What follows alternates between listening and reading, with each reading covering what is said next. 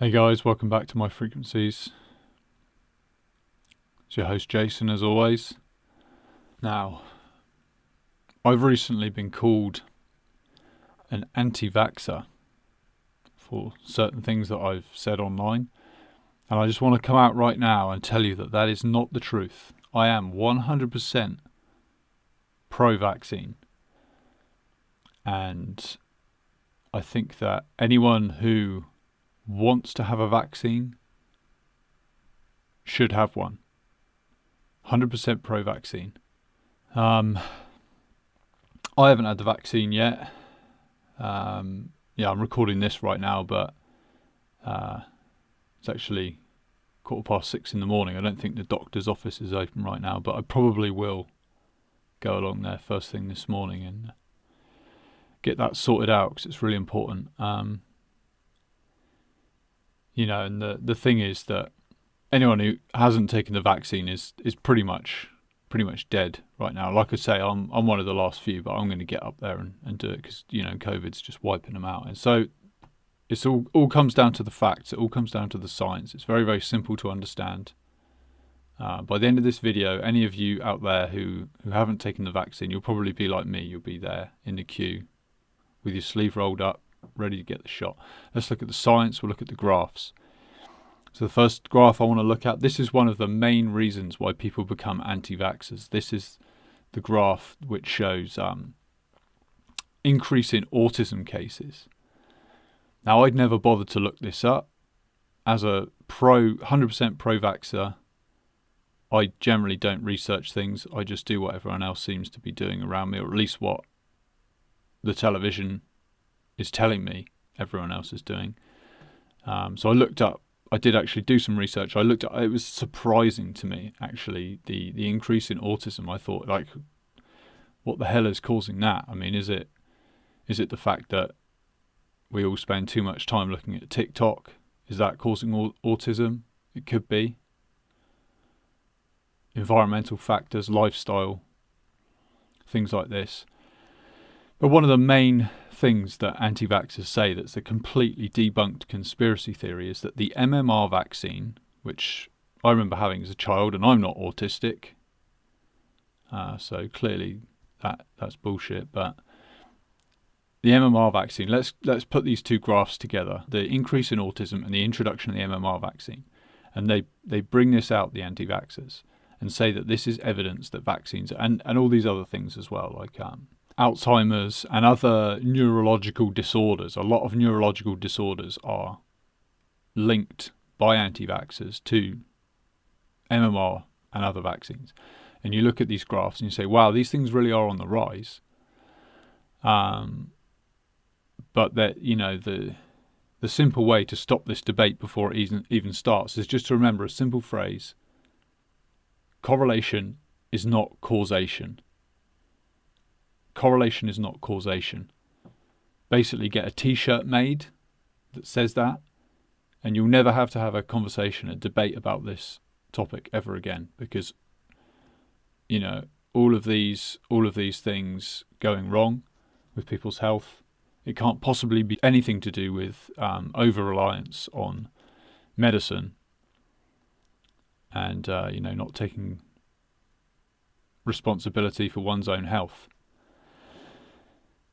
Another graph I'm going to show you, this is one that the anti-vaxxers absolutely hate. This is the eradication of smallpox. And also on this graph, I'm just going to show you the introduction of the smallpox vaccine. Now, in this instance, because this supports,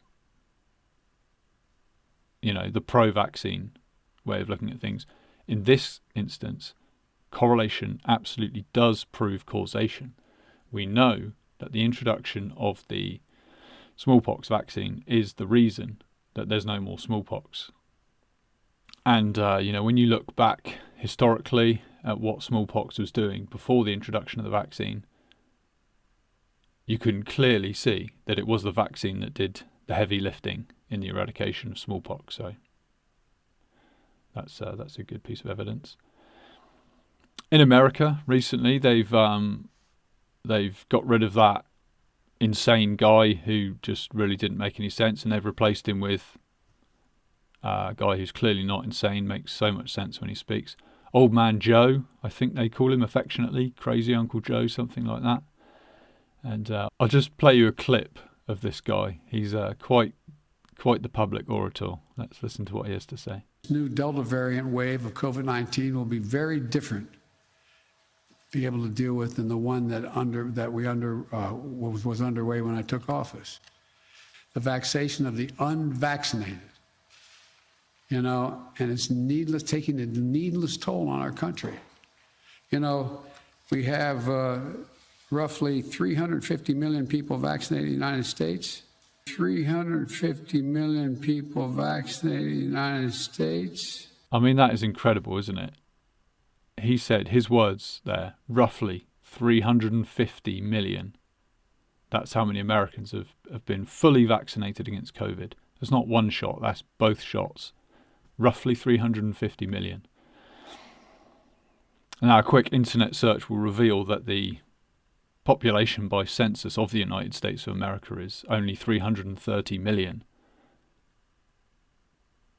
So that's really quite incredible, isn't it? That means that not only have they vaccinated everyone who wants to be vaccinated, everyone who made the free choice to take a vaccine, which is absolutely cool. That's what you should do if you think that vaccines are helpful in this particular situation. But they also vaccinated 100% of anti-vaxxers. I'm not sure how they did that, if they forced them to do it. Maybe they've brought in new rules that they can force people to take medicine now. Or if they just persuaded them, because the argument is just so strong. Like me, I've never really been an anti-vaxxer, but I'm 100% pro-vaccine now. I will be going down there to get it later on today. So I've been persuaded. So if I can be persuaded, I guess anyone can. Anti-vaxxers, 100% of American anti-vaxxers have now taken the vaccine. Everyone in America who was medically unable to take vaccines because of autoimmune conditions and other complications, which mean that it's actually more dangerous for them to take a vaccine than to not take a vaccine, because some people question whether these things we're vaccinating against are really all that dangerous, but those people are idiots. So medically unable to take vaccines, 100% of them have taken the vaccine. Even tourists in America, 100% of them have been vaccinated. That's how they're bumping that figure up to above 100% uptake. Even a lot of Canadians and Mexicans, that's how great the American the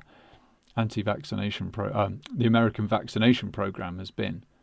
And they've got that figure. They're running somewhere around, I haven't crunched the numbers properly myself, but I think they're somewhere around 110% of the American population have been vaccinated. Like I say, the medically unable to take vaccines, you've got to do that harm-benefit analysis, and we've decided that the benefits of getting 110% of Americans vaccinated is worth the risk. This is a disease with a 99.8% survival rate. So we're doing this for the 0.2% who've died. What's that? Right. Yes, someone's just told me that it's a 99.8% survival rate for those who have been tested and have tested positive.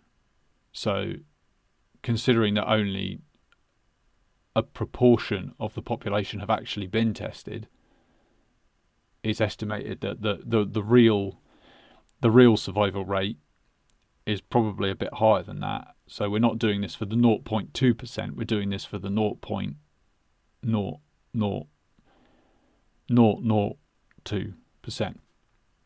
That's why we need to take the vaccine. So continuing on.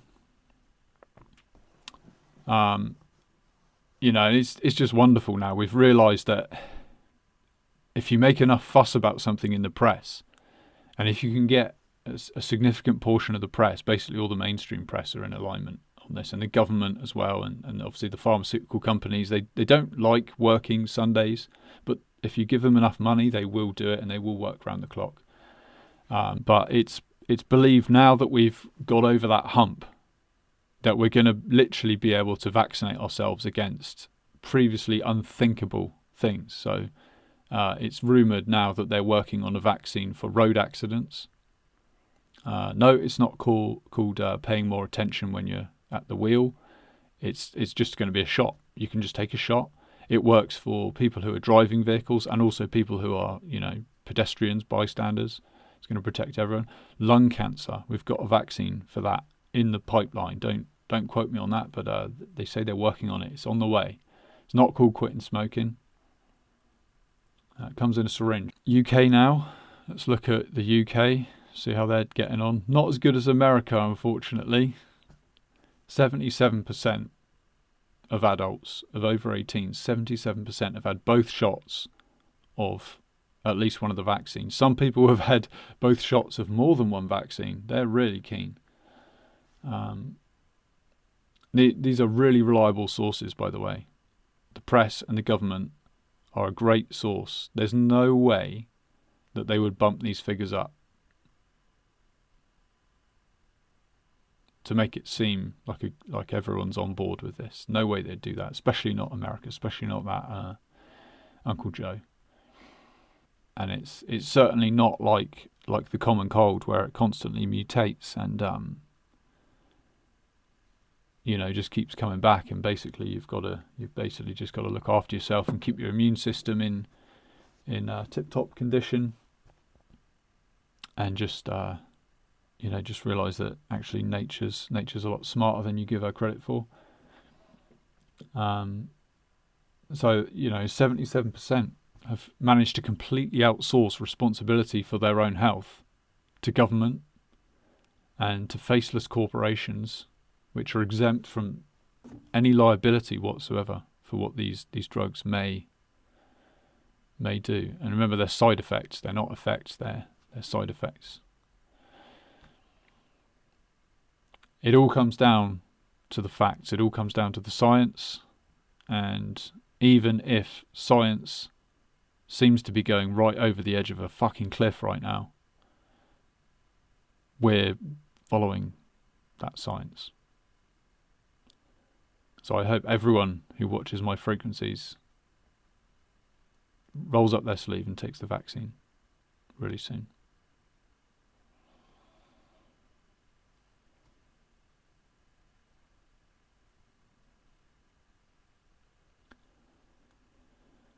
Yeah, I said it. Everything you wrote down here, I said it. It's all in the video. I promise you. Please don't hit me again. It's a little bit tight. Yeah, I can't. I've got no feeling in my hands anymore. I really appreciate if you'd untie that a little bit. Thank you. No, it's off now. I turned it off. Yeah, I used my my nose. We have to get more people vaccinated. I said, well over, what's the number again? I remind myself, 350 million Americans have already been vaccinated. They're doing fine.